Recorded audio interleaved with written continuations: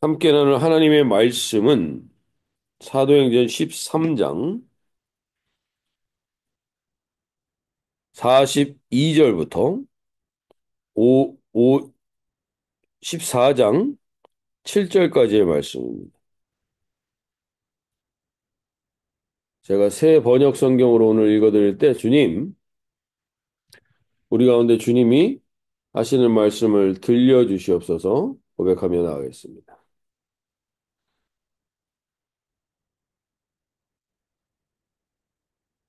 사도행전 13장입니다. 오늘은 개역 개정 성경으로 읽어드리도록 하겠습니다. 그들이 나아갈새 사람들이 청하되 다음 안식일에도 이 말씀을 하더라. 회당이 모임이 끝난 후에 유대인과 유대교에 입교한 경건한 사람들이 많이 바울과 바나바를 따르니 두 사도가 더불어 말하고 항상 하나님의 은혜 가운데 있으라 권하니라.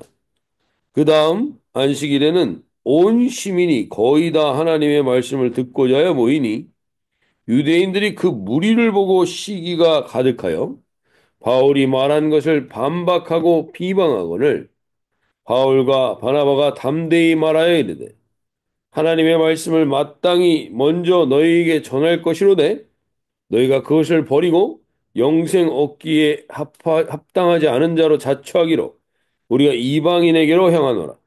주께서 이같이 우리에게 명하시되 내가 너를 이방의 빛으로 삼아 너로 땅 끝까지 구원하게 하리라 하셨느니라 하니 이방인들이 듣고 기뻐하여 하나님의 말씀을 찬송하며 영생을 주시기로 작정된 자는 다 믿더라. 주의 말씀이 그 지방에 두루 퍼지니라.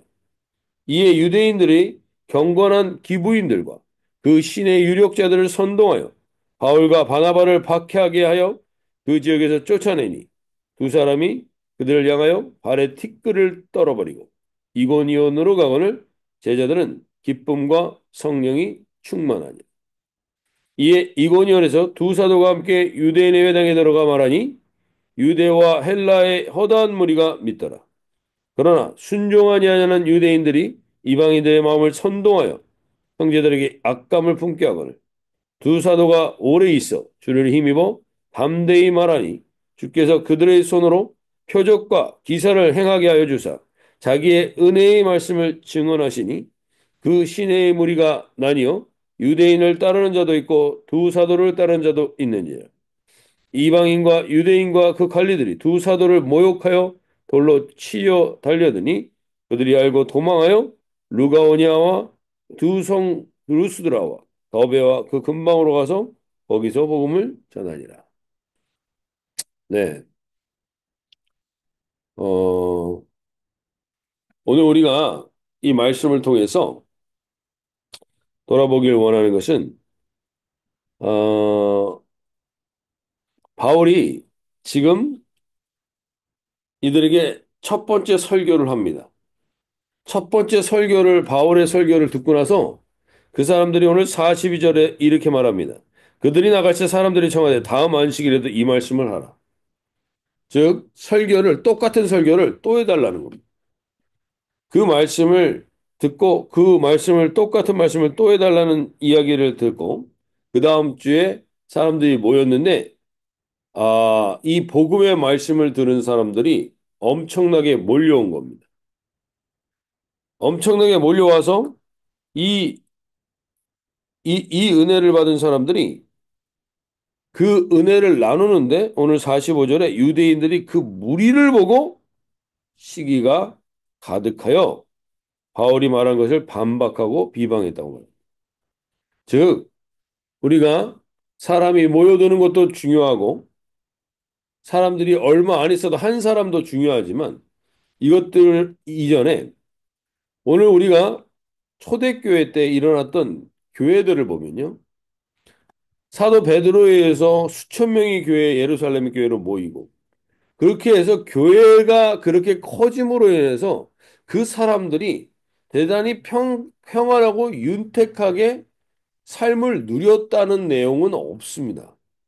성경, 사도행전 내용에서 보면 사람들이 많이 모여서 그 사람들이 힘을 갖게 되고 능력을 갖게 되고 그리고 평탄하고 그리고 안정된 삶을 살았다는 내용은 없습니다. 사람들이 많이 모였지만 제자들은 늘 도망 다니기에 바빴고 복음을 전하다가 또 먼지를 떨고 그것을 반대하는 사람들에게 대항하는 그 사람들과 그 반대에 부딪혀서 넘어가는 이러한 일들이 대부분이었습니다. 그래서 우리가 오늘 이 말씀을 보면서 다시 한번 하나님,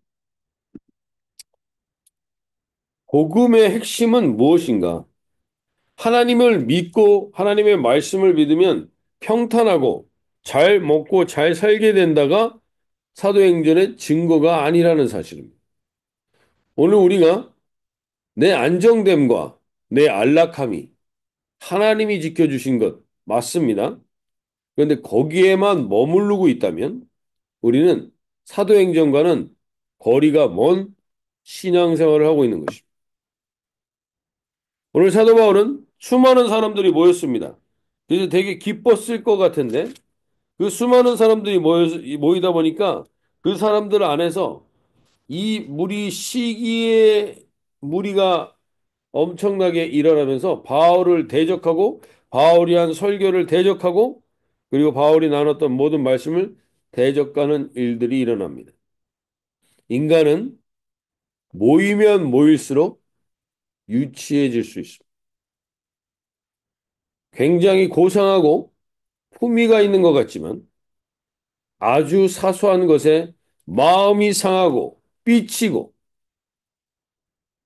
그리고 유치한 행동들을 하게 되는 겁니다. 오늘 이 지역의 유대인의 지도자들은 바울에 의해서 사람이 모이는 것이 기분이 마음이 마땅하지가 않습니다. 그래야 시기하여 이 일들이 일어나게 됩니다. 그래서 바울을 대적하는 사람들이 일어나게 되고 시민들이 유대인들의 무리가 시기가 가득하여 바울과 바나바를 대적하게 됐다는 것. 영어 속에서 이 경쟁자를 뜻하는 라이벌이라는 단어는 이 라이벌이라는 단어가 영어의 리버라는 단어에서 나왔다고 합니다. 강. 즉, 같은 강에서 물을 마시는 사람, 같은 강에서 물을 마시는 사람들끼리 경쟁하고 시기하게 된다. 예술가가 축구 선수를 보면서 시기하지 않습니다. 저렇게 강력한 다리를 가졌다고 시기하지 않습니다. 축구 선수가 예술가들의 섬세한 손길을 시기하지 않습니다. 서로 보면서 아름다워하죠. 서로 같은 일에 있던 사람들이 바울을 시기하게 됩니다. 그래서 우리 가운데 이 시기하다라는 이 헬라어 원어의 핵심은 반박하다는 거예요. 오늘 저와 여러분 가운데도 이 시기가 하나님의 말씀보다 앞설 때가 많습니다. 우리가 인생을 살다 보면 사람들의 평가나 말과 그런 것들이 하나님의 말씀을 대적하거나 하나님보다 더 앞설 때가 있습니다. 내 마음속에 그 시기가 어떻게 보면 그 시기가 가정 안에도 있고요.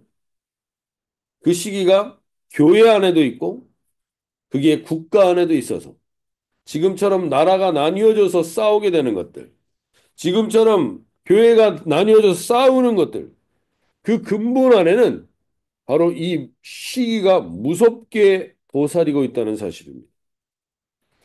오늘 저와 여러분 가운데도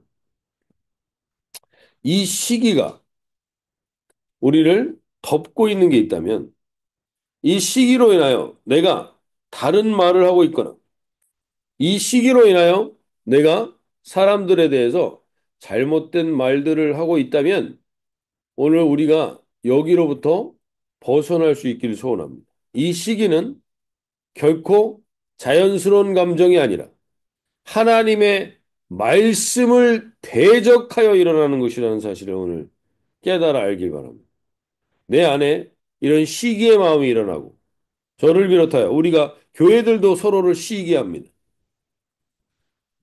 우리 교회도 마찬가지고 우리가 시기하여 경쟁하듯이 나아가게 하는 모든 것들은 사탄의 조장이며 그 마음이 도사리고 있다 보면 결국에는 우리가 무너지게 됩니다.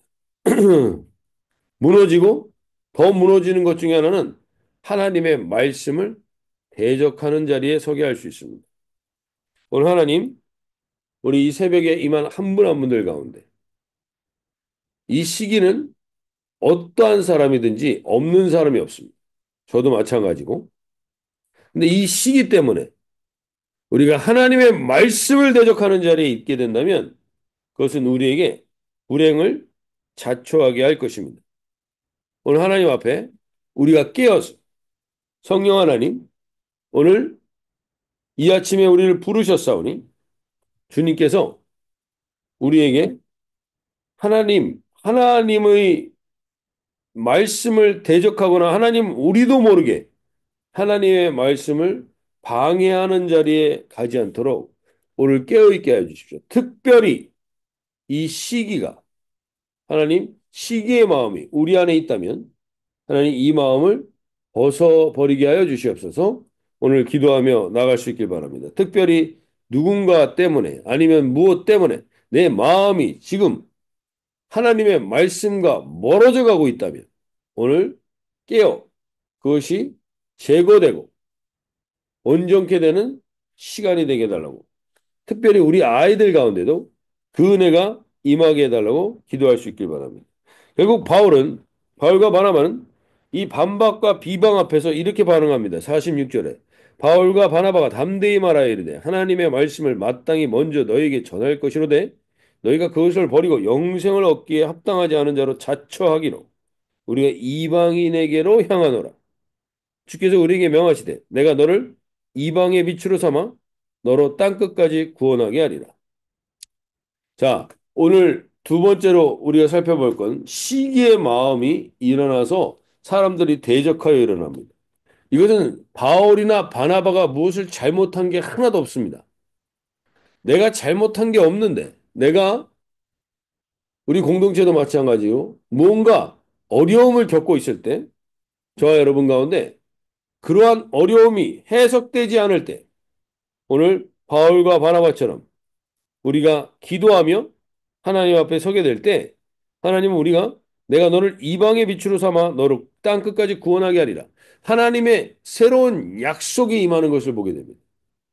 오늘 우리가 이 아침에 내가 특별히 잘못한 게 아니고 내가 특별히 뭘 한 게 아닌데 나에게 시기가 가득하고 무언가 반대되는 일들이 일어나고 그러한 문제가 일어나고 있을 때 저와 여러분은 거기에 그 문제와 그 상황을 묵상할 게 아니라 하나님이 왜 이렇게 하셨는가라는 것을 돌아보며 기도하는 자리가 오늘 이 새벽의 기도 자리가 되시길 바랍니다.